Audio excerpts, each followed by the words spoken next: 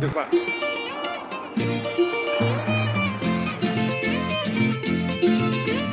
levantando polvo. ¿Quién es? Buenos dias, vecinos. Welcome to Santander, welcome to Bucaramanga. If you're new to the area, if this is your first time visiting, I'm going to tell you about a few things you can see around here. Bucaramanga is the capital of the department of Santander. Some other major cities in this department are Floridablanca, Barrichara, Giron, and San Gil. The four major cities in the metro are Bucaramanga, of course, Floridablanca, Piedecuesta, and Giron. In this video, I'm going to talk about some places south of Bucaramanga: Giron, Santisimo, el Mercado Campesino and Mesa de los Santos, Panachi, San Gil, and Barichara. If you want to get out of the city for a while, walk through a nice colonial town, but you don't have time to go very far, Giron is a great spot for a little day trip. You can get here on the bus really easily, or you can take a taxi, Uber, or just drive there. The central area of Giron, where tourists go, is really nice. It's called La Ciudad Blanca because all the fachadas are blanca. Here you can see La Basilica de San Juan Bautista, Plaza de Peralta, Capilla de las Nieves, and the Malecón is pretty close too, and that's full of great food.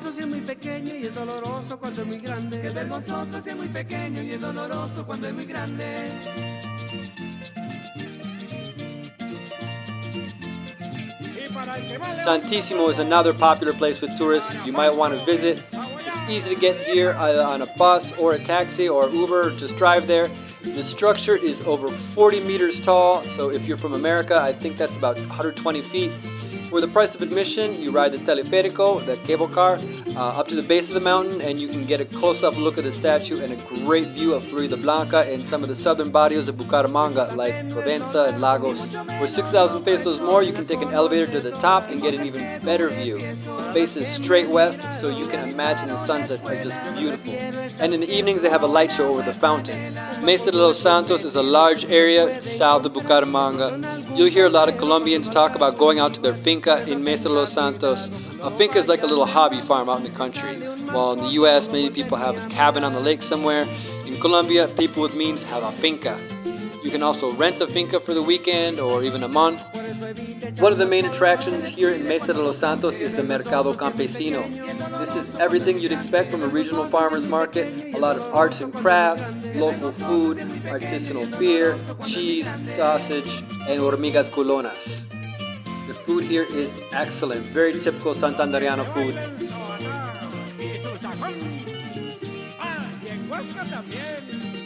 One of the things this region is known for is arepas de chocolo. Chocolo is a kind of immature green corn that people use to make flour for this particular type of arepa.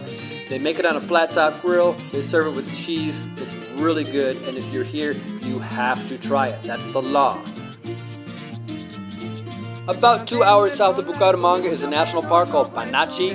This is one of my favorite places. It stands for Pa, Parque Na Nacional, and Chicamocha. Chicamocha is the name of the river and the canyon that runs along here. Chicamocha is an indigenous Guane word that means silver thread under the full moon. You can see the price of transportation and admission right here. It takes about 2 hours to get there from Bucaramanga, depending on the traffic.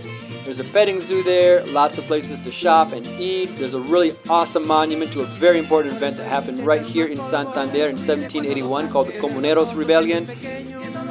Cable car to the other side is another 50,000 pesos, but it's definitely worth it. This is a long 45-minute ride all the way to the bottom and back up again. On the other side is Mesa de los Santos, more shopping, more eating. You can see a more detailed video about Panachi over here. Farther south in Santander is San Gil. San Gil is the adventure capital of Santander. It's the adventure capital of Colombia. It's known for extreme sports. Some of the most popular are ziplining, paragliding, rafting, bungee jumping, cave exploring. If you like any of those things, you have to go to San Gil. There are lots of companies in the area that offer tours and events. It's just a Google search away. If you're coming down to San Gil on a bus, there are 3 bus companies with service to San Gil: Finbus, Popetran, and Expresso Brasilia. A lot of people like to stay in the center of San Gil. It's a really nice area. There's a really nice park right in front of the cathedral. There's a big monument to Cacique Juanita. He was a Guane chief that led his people to jump off a cliff when they decided it was better to die than be enslaved by the Spanish.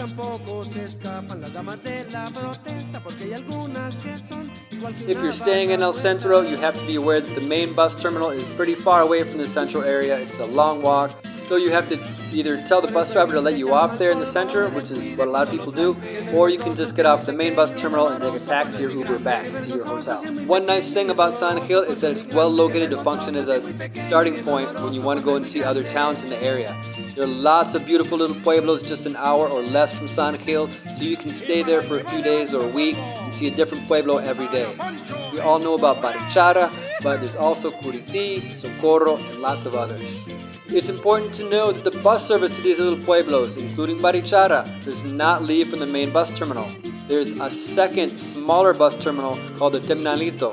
If you're staying in the center of San Gil, you can walk down Carrera 10, which runs along the south side of the park, about 6 blocks, mostly downhill, to the bus terminal. Here, you can get tickets to Curiti, Valle de San Jose, Michote, Mogotes, Ocamonte, Simacota, and many other places nearby.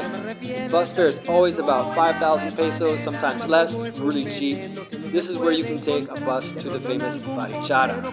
Barichara is known as El Pueblito Más Lindo de Colombia. It takes less than an hour to get there from San Gil, but it's very well known here in Colombia, so it's very touristy. I would actually avoid it on a weekend, especially the 3-day weekends, which are called puentes here in Colombia. And if you're here on a 3-day weekend, yeah, it's going to be very crowded on a 3-day weekend. It's only about 6 or 8 hours from Bogota, so a lot of people from Bogota come there. One little pueblo you can get to from Barichara is called Guane. You can take the bus there for a few thousand pesos and it takes about 20 minutes, or you can walk there. It takes about 2 hours. It's a really nice hike.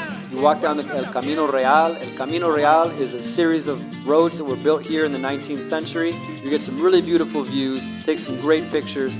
There are some places on the road that don't have a lot of shade, so make sure you have an umbrella, a lot of sunblock, and a hat with a big brim on it.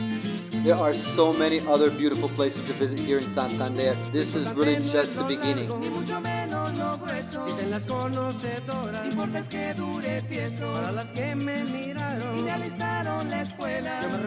Other places you might want to go online and investigate are Las Gachas, El Represo Tomocoro, El Páramo Santurban, El Brija, Las Cascadas de San Juan Curí, and Charalá.